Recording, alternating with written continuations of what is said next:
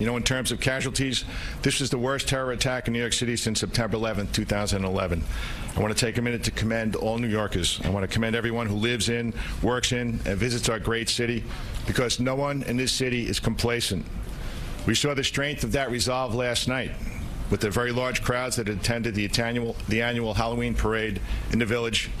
And we'll see it again on Sunday, when 50,000 people compete in a marathon and another 2.5 million people cheer them along the route. The NYPD, the FBI, and all of our law enforcement and private sector partners remembers our past. And we work very, very hard together each and every day to prevent the type of thing that occurred here yesterday. What happened yesterday was not okay. It will never be something any of us will just accept as inevitable. Since 9/11, we, again along with our partners at the local, state, and federal level, have disrupted or prevented 24 plots against New York City. Countless lives have been saved. But none of that matters when 8 innocent lives are taken by a criminal committing a cowardly act driving a rental truck.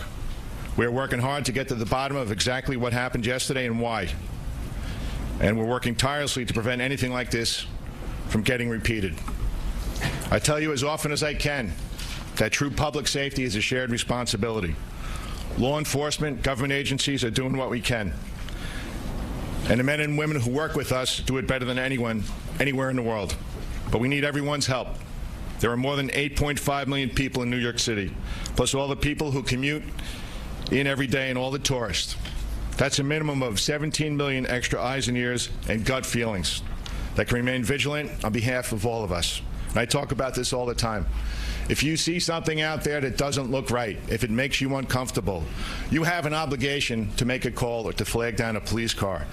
At least give us the opportunity to investigate that. I want to thank everyone for their ongoing help today and every day. And thank you again for the swift response yesterday by the NYPD officers, the New York State Police, the firefighters, and EMS workers who did a really great job under the circumstances. Now, right now, let me introduce FDNY Commissioner Dan Nigro. Dan's going to give you an update on the injuries from yesterday. Dan? Thank you. And I'm going to be very non-specific regarding the privacy of the victims. There were 20 victims at yesterday's attack. 6 of them were pronounced dead at the scene. We transported 14 victims to 3 hospitals. 2 of those victims were pronounced. So the total number of deaths were 8. 6 of those were citizens of other countries, 5 from Argentina, 1 from Germany, 2 were Americans. Of the 12 remaining, thankfully, 3 have been released from the hospital. 9 remain in the hospital. 4 of those were critically injured but are in stable condition. The others are seriously injured. The injuries ranged from a bilateral amputation to serious head, neck, back, and chest trauma, and trauma to arms and legs. This was a heinous attack that resulted in 8 deaths and serious injuries. Our prayers are with the families of those who died and those who remain in the hospital. Thank you, Commissioner Nigro, and thank you to all the men and women of the FDNY, all the first responders, all the EMTs who went to the aid of those who were afflicted and did it so well. I want to start by thanking all of my colleagues who are here. Thank you, Governor Cuomo, and all of our state partners who are here, all of our federal partners. Thank you, Congressman Jerry Nadler, for joining us. Everyone's here in common cause. This was an attack on the United States of America, an attack on New York City, an attack on our people, and it was the definition of terrorism, an effort to take away people's hope and spirit and to make them change. And what New Yorkers showed already is we will not change. We will not be cowed. We will not be thrown off by anything. And this cowardly act targeting the most innocent people in the middle of the most innocent pursuits was meant to make people feel they could not go about their daily lives. And what we saw last night, Governor Cuomo and I went to our annual Halloween parade. 1 million New Yorkers showed up for that event. And as we spoke with them, they were undeterred. They were strong. It made me very proud of New York City and all the people of this country to see that strength in the face of adversity. This morning, People went to work. Kids went to school. No one thought there was any choice but to stand up to this act of terror. So as we now move forward, we start with giving our prayers to the families of the 8 who were killed. They, as you heard, 6 of them came from other nations here because they saw New York as a special place to be, and we now and forever will consider them New Yorkers. They shared this tragedy with us. We will remember them as New Yorkers. They were here because this city is a beacon to people all over the world, a place that every kind of person comes to and is respected, and that won't change. 8.5 million people here. We understand this was an attack on our values. It was an effort to break our spirit. But as an effort to break our spirit, it failed. New York City is a very strong and resilient place. We have great faith in the men and women who protect us. We have such pride in the NYPD, and we see them on duty, and we know they are the very best. So we're strong, we're resilient people because we know we're protected, and we know that this place works when people don't feel deterred. And I'll tell you, this violence was an effort to make us blink, and we won't blink. We won't change. The NYPD yesterday showed us once again how much New Yorkers can rely on them, and I want to commend Officer Ryan Nash. I spoke to him earlier today, a good young man, 5 years on the force. He was very humble about what he did, but what he did was extraordinary and gave people such faith and such appreciation in our police force. Now, this investigation, as you've heard, has just begun. It's important to emphasize again this morning that we do not see any additional credible and specific threats against New York City. We will constantly keep people posted. But we do ask everyone to be vigilant. Commissioner O'Neill laid out what everyone has to understand. Be a part of the solution. Share what you know with the police. Don't think twice. Give information to our officers. In many of those previous efforts to undermine us, the commissioner referenced those almost 24 previous efforts to attack New York City. A number of them were stopped because good people came forward with information in time. We need everyone to understand that they can do that too. As we move forward, we will look forward to the marathon on Sunday. It will go on as scheduled. It will be an extraordinary event, as it always is. It will be well protected, as it always is, and we will take additional measures to ensure that. But my message to all New Yorkers is do what you do best. Be New Yorkers. Be strong, be proud, be resilient. Show the whole world right now that we will not be moved by terror. Again, you see everyone here, every agency united in common cause. And this is also part of what makes us strong. And with that, I want to thank for his efforts and the state's efforts and welcome Governor Cuomo. Thank you. Thank you very much. Let me begin by asking us all to remember in our thoughts and prayers the 8 lives that were lost tragically. That is damage that can never be undone, and there are families today feeling pain that is unimaginable. Mayor de Blasio, to the NYPD, the FDNY, the state police, I was on the scene yesterday. The performance was phenomenal, and the coordination and the effort was top shelf. And it gives one reassurance to know that there is this level of professionalism and expertise protecting the people of this city and this state. It's also important to remember that while the leadership of the police departments is top shelf, Officer Nash, 5 years on the job, 28 years old, he was a hero. And the NYPD is not just the leadership, it's the men and women who are out there every day, who are on the first line. And I think Officer Nash really showed how important they are and how talented and how brave. So we all applaud and congratulate him. I spoke to the Homeland Security Secretary yesterday, who pledges full coordination with all the federal efforts and the FBI. I think it's important that we are all working as one.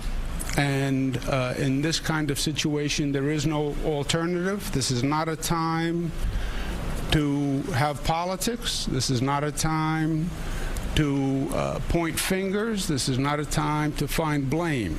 It's a time to come together and work for a common goal. The effort yesterday killed 8 people. But in my opinion, the effort failed because the effort was not to kill 8 people. The effort was to disrupt us, to terrorize us, to scare us, to create mayhem. That's the effort. That's the goal on all of these attacks. New York is a special target because we have that Statue of Liberty in our harbor that we're proud of, holding up the torch for freedom and democracy. But we've seen it all around the world, and it is to create mayhem and terrorize. And it failed. The mayor is exactly right. The Halloween parade last night was a beautiful example of the failure of the attempt. 1 million New Yorkers came out with their families, with their children. They celebrated. They were there just a number of hours after the incident. And it was New York's way of saying, we will not be deterred. We are not terrorized. You will not win. We said that in 1993 after the World Trade Center bombing the first time. We said that after 9/11. And we said that yesterday, unprompted, spontaneously. They were all there. And the mayor and I marched, and it was really reassuring to see the resilience of New Yorkers. Now, you'll see increased police presence all across the metropolitan area. We are going to double the number of bodies at places of congregation, airports, tunnels, Penn Station, which has 600,000 people that go through it every day, the most heavily traveled transportation hub in the hemisphere. I don't want anyone to draw any inference from that. We don't know anything. We're not responding to anything. It's just as a precaution. Same thing at the marathon. The marathon will go on because New York goes on, and it's an important event for all of New Yorkers. Again, I want to end where I started. The effort by the first responders was phenomenal. The reaction by New Yorkers, as evidenced last night, this morning, people got up, they went to work, children went to school, and that's what makes New Yorkers special. That strength, that resilience, that ability to be undeterred in the face of ugliness and the actions of a depraved coward, because that's what this was. This was the actions of a depraved coward. There is no grand statement to what was done. It was the act of a coward. And that's the way it should be regarded, because that's the way it was. I was proud to be the governor of the state of New York last night. I'm proud every day, but seeing New Yorkers' response made me feel especially proud. And again, to the team you see assembled up here, the FBI, the NYPD, FDNY, the seamless coordination really is something to behold and a source of strength and comfort, I hope, for all New Yorkers. Thank you. Thanks, Governor. Thanks, Mr. Mayor. And just to reiterate what the governor and the mayor said, now's not the time to live in fear. It's not the time to be fearful. Now's the time for all New Yorkers to be strong, as we always are. Right now, Chief Carlos Gomez, he's our chief of department. He's going to talk about what we're doing to increase security throughout the city. Carlos. All right, good morning, everyone. Immediately following yesterday's attack in Lower Manhattan, the department quickly mobilized and deployed additional resources, additional police officers, and additional heavy weapons teams to key locations throughout the city. Last night's Halloween parade, which attracted over 1 million participants, was also, security at that parade was also enhanced. We added more sand trucks, we added more blocker vehicles to the side streets that led onto 6th Avenue, and we also assigned more heavy weapons teams, not just to the parade, but to the surrounding area. New Yorkers and others who utilize our transit system will see a lot more officers. They'll see a lot more uniforms. They'll see more officers on the trains. They will see more officers on the platforms. They should expect more bag checks at more stations. There will be more canines, explosive detecting canines in our subway system, and heavy weapons teams from our strategic response group as well as our critical response command will also be deployed to major hubs and other stations throughout the city. There are some traffic closures that remain in effect, and I'd like to point out that is the West Side Highway from 14th Street down to the tunnel. It still remains an active crime scene, and we anticipate it will be closed until early this evening. So we've assigned traffic agents to the area, but motorists, please avoid that area. And we're just a few days away from the New York City Marathon, which over 51,000 runners will participate. As the commissioner said, 2.5 million spectators will line the streets in all the boroughs in our city, and we've enhanced in security for this also. It's going to be a very safe event. We've added more sand trucks, more blocker vehicles. I can't give you the exact number. I mean, I do have it. I can't give it to you, but it will be the most ever deployed at this event. We more than doubled our observation teams, our rooftop observation posts, as well as our counter-sniper teams from the Emergency Services Unit throughout the boroughs, not just here in Manhattan. And we've also added more heavy weapons teams throughout the city. Officers from our Emergency Services Unit, from our Strategic Response Group, and from our Critical Response Command. They'll be at fixed locations along the route, but they will also have a mobile response capability if they are needed elsewhere. And this increase will supplement the already large, substantial detail of uniform officers that you'll see along the route, but there will also be officers attired in civilian attire and plain clothes that you won't see. They'll be mixing in with the crowds to detect any suspicious activity. Canines, a large number of canines will be deployed along the route, as will counterterrorism officers with their resources and equipment. Our aviation helicopters will patrol from above. They'll survey rooftops as well as the route, and certainly traffic control agents. They'll have the hard task of keeping traffic moving in the affected areas. As the commissioner said, 8.5 million New Yorkers, several million other tourists. That's a lot of eyes and ears in our city. If you see something, say something. Tell an officer. Call 911, or certainly you could call the New York City Terrorism Hotline, 888-NYC-SAFE. And we look for it to be a very safe and enjoyable Sunday. Thank you.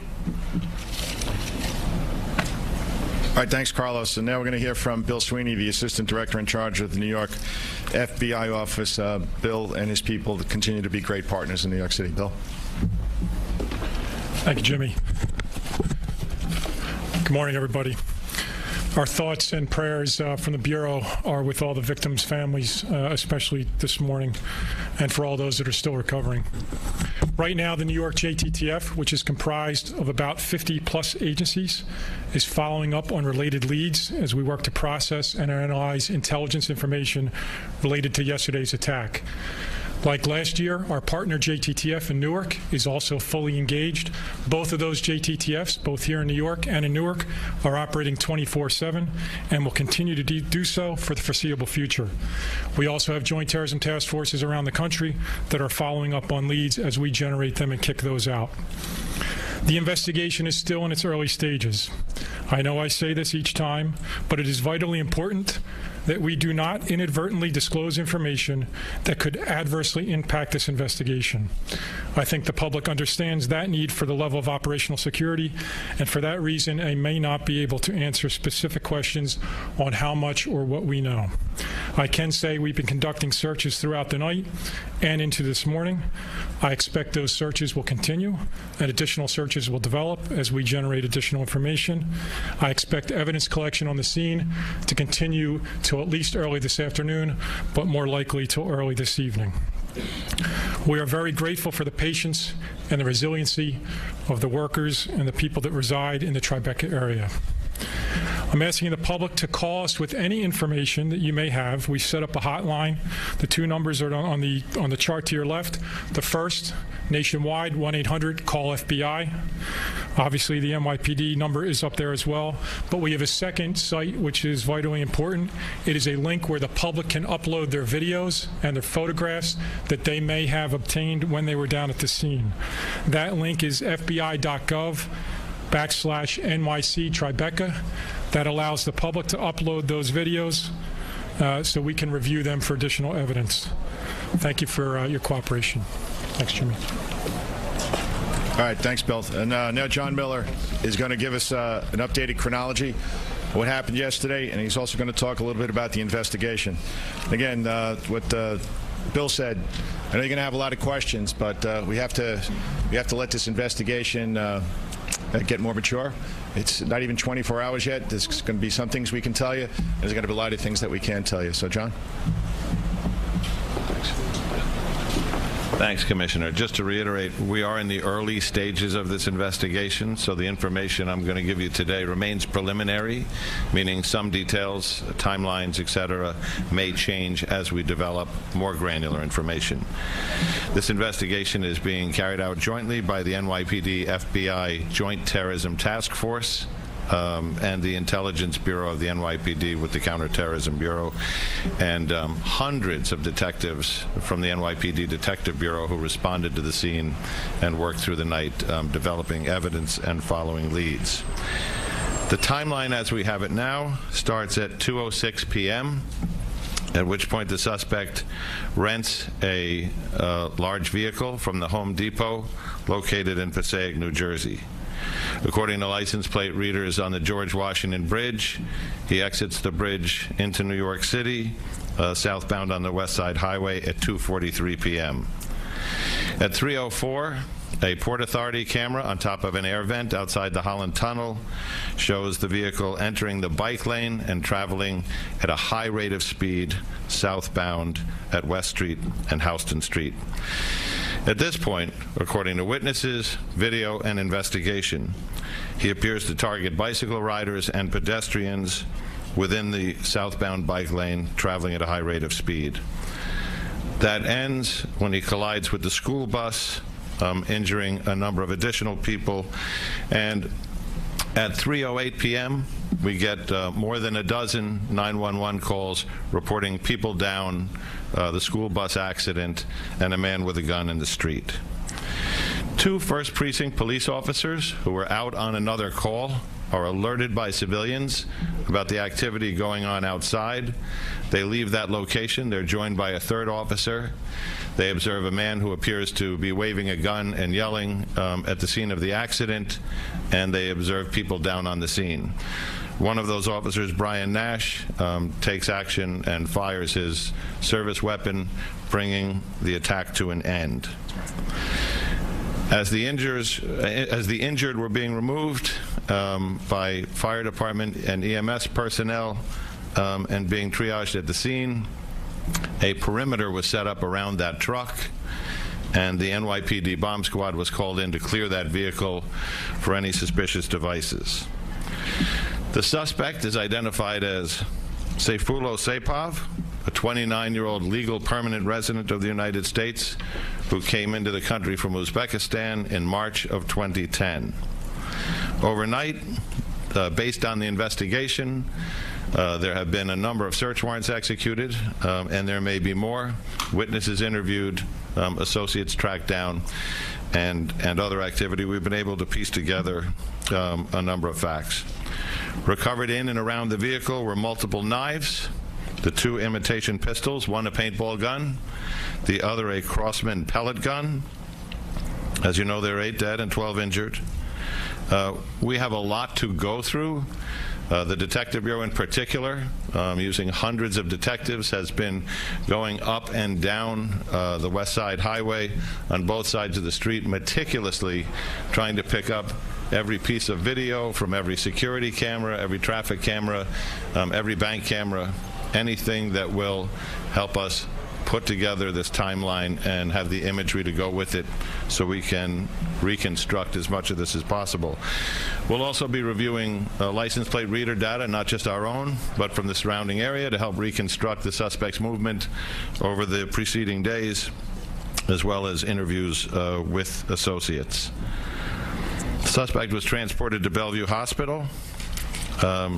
We are awaiting to hear an update on his condition today.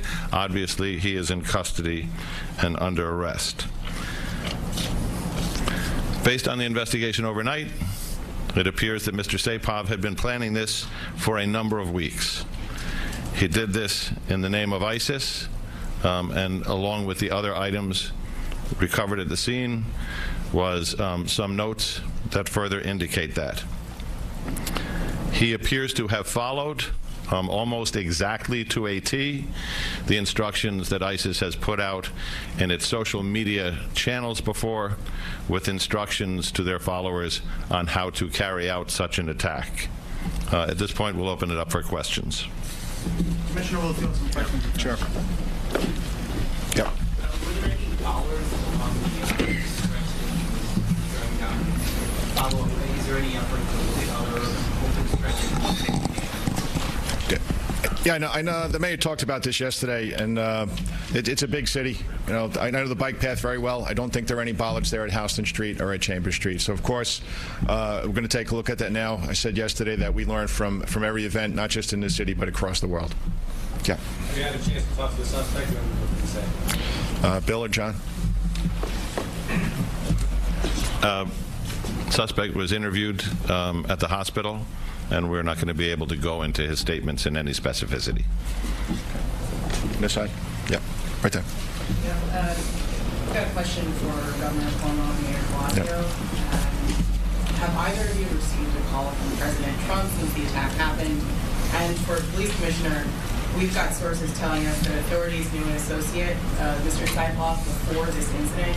Does that mean that police were already investigating someone affiliated with this suspect? I'm going to let Commissioner Miller talk about that. John, you want to answer that first? Sure. What we can say is Mr. Saipov has never been the subject of an NYPD Intelligence Bureau investigation, nor has he been the subject of an FBI investigation, and we know that through our work with the JTTF and Bill overnight. What we are looking for is how has he touched the subjects of other investigations? What is his connectivity to those people? And we're kind of building out in concentric circles to try and document that. But it appears he will have some connectivity to individuals who were the subjects of investigation, though he himself was not. I received calls yesterday from the Homeland Security Secretary and from the Homeland Security Advisor in the White House, Mr. Bossert, and both offered any and all help to New York City in this moment, and said they would be 100% available to us in any way going forward. So those calls happened, give or take 7 o'clock yesterday evening. Not from the President directly, no. I received no call from the president. I also received a call from the Homeland Security Secretary, Acting Secretary Duke, and we spoke about coordination of resources, JTTF, FBI, but basically, did we need any other assistance from the federal government? I actually received a phone call from the acting secretary also, a little bit after 8. Yep, David. Commissioner, question for Governor Cuomo and Mayor de Blasio. Are you bothered that you didn't get this call, but the president went on Twitter to essentially attack New York Senator, accusing him of being through his policy? Look, I'm not bothered at all because 2 senior officials called promptly and offered help, and I think that was appropriate. I think we are here to talk about this situation, the facts, and no one up here wants to politicize any of this, and I don't think anyone should be politicizing this this tragedy at this moment in time. I think every focus should be on those whose lives were lost, on their families, on the work we have to do in this investigation. I am not bothered that the president didn't call. I am bothered by an attempt by anyone to try to politicize this situation. That plays right into the hands of the terrorist. They're trying to disrupt. They're trying to create mayhem. They're trying to divide. The point is to do the opposite, is to unite, normalcy, proceed as one. So to politicize this event, I think, is wholly counterproductive. Commissioner, is the opinion of investigators that this suspect brought the imitation weapons and in an effort to sort of be killed by police or suicide? It seems like he maybe was fleeing, but he remains on the scene. Are you talking suicide by cop? No, we haven't made that determination yet. Yep, in the back. Commissioner, with respect to the radicalization, you already alluded to this is a terrorist investigation. Certain things go on to ISIS. Is there any sense at this stage of the investigation how or when this individual became radicalized to carry on this attack? No, it's too early in the investigation to tell you that. Okay, Rocco. Commissioner Miller, Commissioner, was there anything out of the ordinary regarding his truck rental in terms of dialogue with the employees or how he paid for A and B? Does video show him doing anything in particular before actually getting onto the bike? As far as the truck rental goes, those interviews are being conducted, and I haven't seen that. But there was certainly nothing unusual enough to cause anybody to call.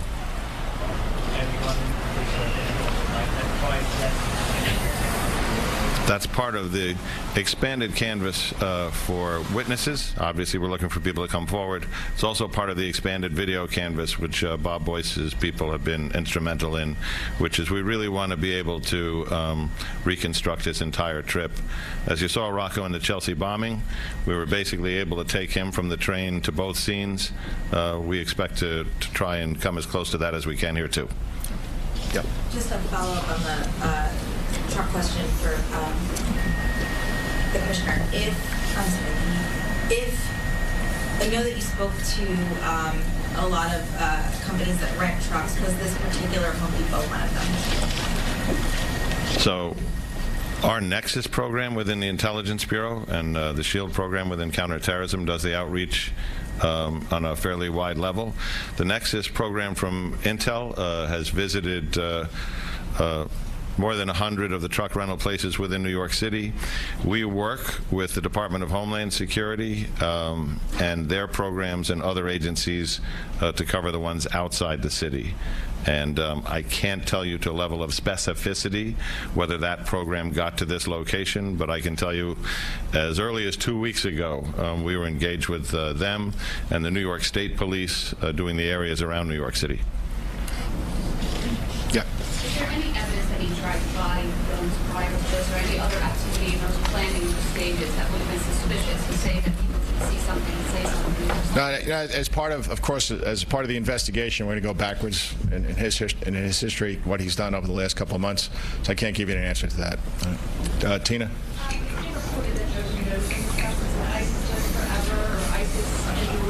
Yep. Hey, John, you want to talk about the notes? The notes were handwritten in Arabic. They had symbols and words, but the gist of the note was that the Islamic State would endure forever. Yep. I'd like to ask Mr. Kim, there is a federal death penalty for murder that is, quote, willful, deliberate, malicious, and premeditated. Do you anticipate filing a federal death penalty case after this attack? Obviously, at this point, since we haven't yet filed any criminal charges, there's not much I can say about potential charges. I can say that from the moment of the attack, we had federal terrorism prosecutors working with the NYPD, the FBI, and the Joint Terrorism Task Force, and coordinating with District Attorney Cy Vance's office to assist in the investigation, get search warrants, get legal process filed, and to gather the evidence and assist in the investigation for the purpose of ultimately determining whether there are federal terrorism charges to be made. So at this point, I'm not going to speculate as to what charges might ultimately be brought and what the sentences might be.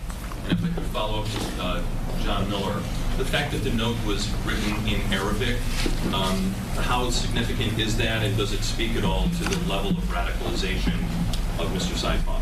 I don't know. Juliet? Yeah, you indicated earlier that he had been planning this for weeks, so what was he doing in the 5 weeks? John, you want to talk about that, or Bill? We're going to reconstruct that literally day by day going backwards, but at this point, I'm not going to get into that in any detail. Can you say whether it was online or on sites or whether he contacted people? Everything you said is a part of the investigation now, and we're peeling back through. Obviously, there's a process here. What were his communications? Who were they with? What was the content? What's relevant to this? Colleen?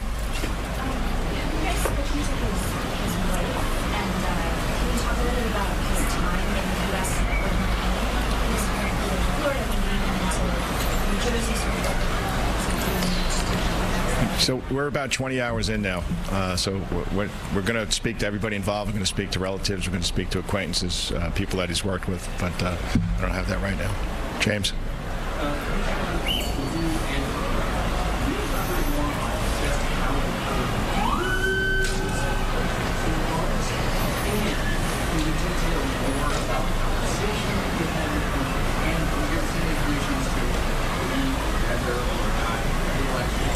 Yeah, okay.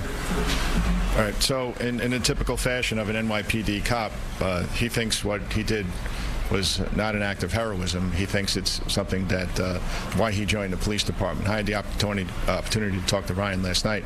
He was at the hospital, and I don't think we could find a more humble human being. They were at Stuyvesant High School for an unrelated call. And somebody came in and told them that there was a vehicle accident at West Street and Chambers Street.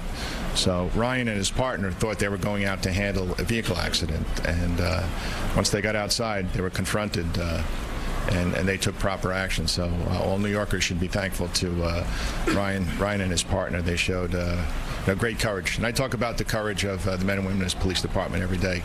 And truly, yesterday, you saw it. And here's a cop with 5 years on a job, 28 years old. And this is what he did for the city, and this is what he did for the country. So I'm really proud of him. Let me just add real quick. The Ryan is a hero, but he was so humble about his achievement. It was very striking. I think Commissioner's right. He thought this was all in a day's work and what a cop does to protect other people. But he deserves the accolades of the people of this city, as do his partners. To your question, what was the potential there had he not stepped in? As you know, after the fact, we found out more. But in that situation, you don't know if the shooter has multiple weapons, has a bomb on him. You don't know. And God forbid that situation was even more dangerous. How many more lives, literally dozens more lives, could have been in danger? Ryan stopped that threat immediately. We owe him a great debt of gratitude. Commissioner, any indication when he might be produced? Well, I have to talk to him again and see what he wants to do. You know, he's He's a humble guy, so maybe we'll give you the opportunity, but I'm going to leave that up to him. NJ. Commissioner, in light of the situation yesterday, the security situation in the city going forward, are you considering closing Times Square to people traffic entirely? It's premature to say that. If you go up to Times Square, you see the presence that we have there now. So, in the back row.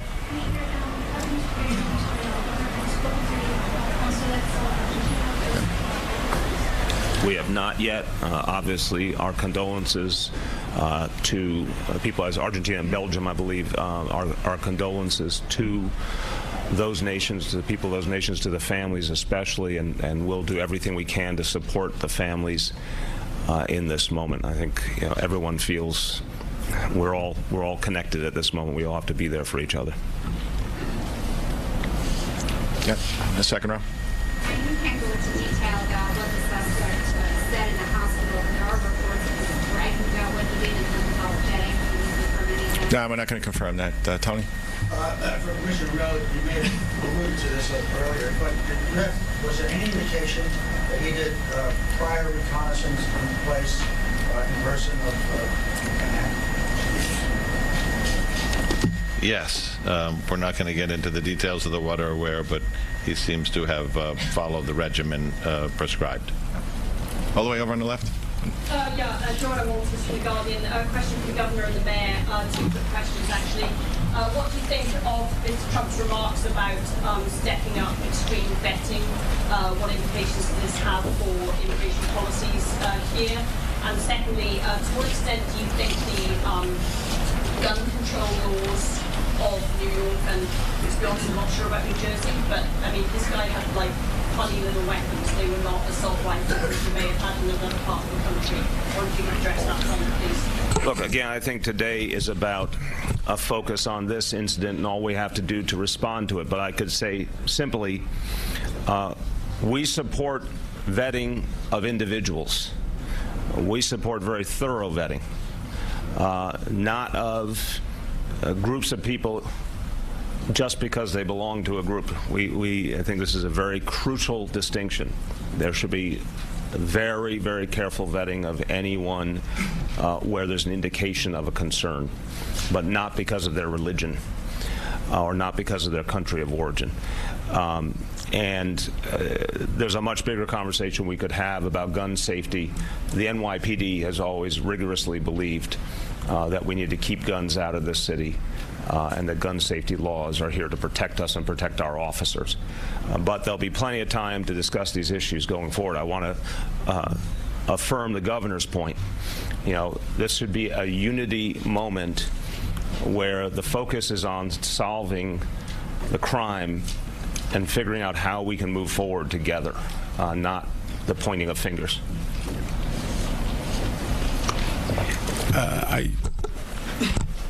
The president's tweets, I think, were not helpful. I don't think they were factual. I think they tended to point fingers and politicize the situation. He was referring back to a immigration policy that dealt with a lottery and blaming people who passed that immigration policy. His tweet wasn't even accurate as far as I'm concerned. That was a bipartisan law that was passed that had basically no relevance to the facts of this situation. As I said before, you play into the hands of the terrorist to the extent you disrupt and divide and frighten people in this society. And the tone now should be the exact opposite by all officials on all levels. This is about unification. This is about solidarity. This is about normalization. This is about protection. And the last thing it's about is politics, period. As far as the gun laws, I am increasingly proud that New York State passed some of the smartest gun laws in the country. The SAFE Act I think it is madness, the number of assault weapons that we have in this country. I think it endangers law enforcement. I think it costs us untold numbers of deaths. And I hope one day we'll have a federal policy that actually brings sanity to the gun policy laws in this country. Take 2 more questions, please. Yeah, none left. Is there any employees attending a particular area?